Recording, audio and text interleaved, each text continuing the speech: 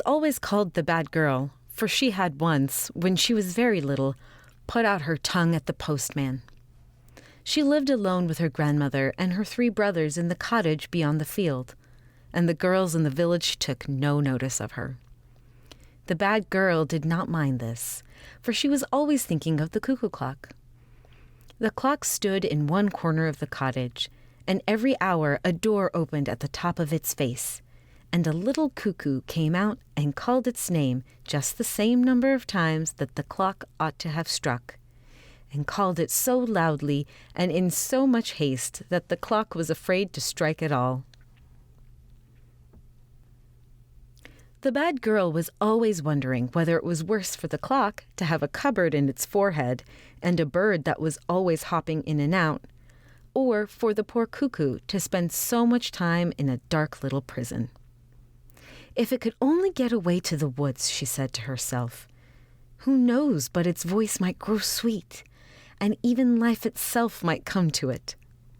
She thought of the clock so much that her grandmother used to say, "Ah, lassie, if you would only think of me sometimes." But the bad girl would answer, "You are not in a prison, Granny dear, and you have not even a bee in your bonnet, let alone a bird in your head. Why should I think of you?" One day, close by the farm, she saw the big girls from the school gathering flowers. "Give me one," she said. "Perhaps the cuckoo would like it."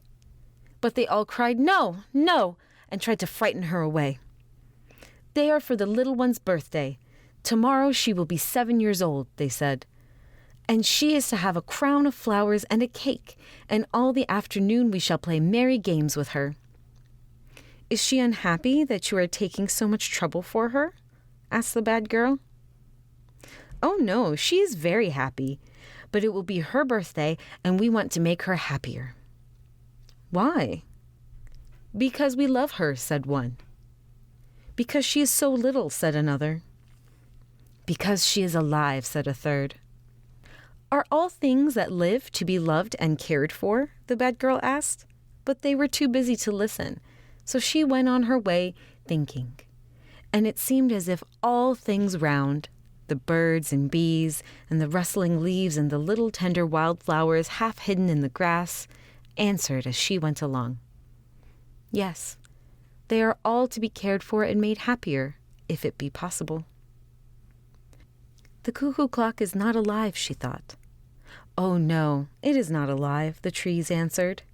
"But many things that do not live have voices, and many others are just signposts pointing the way." "The way? The way to what and where?"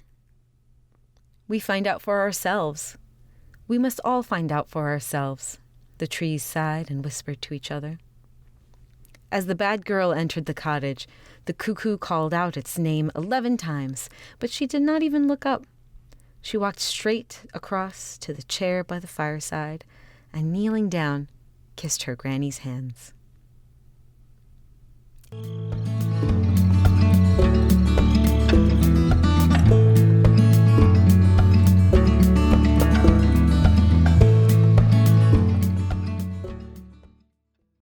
Beyond. Beyond. Cuckoo. Cuckoo. Haste. Haste. Hopping. Hopping. Bonnet. Bonnet. Gathering. Gathering. Frighten. Frighten. Marry. Marry. Rustle. Rustle. Tender. Tender. Sigh. Sigh. Whisper. Whisper. Fireside. fireside, kneel, kneel,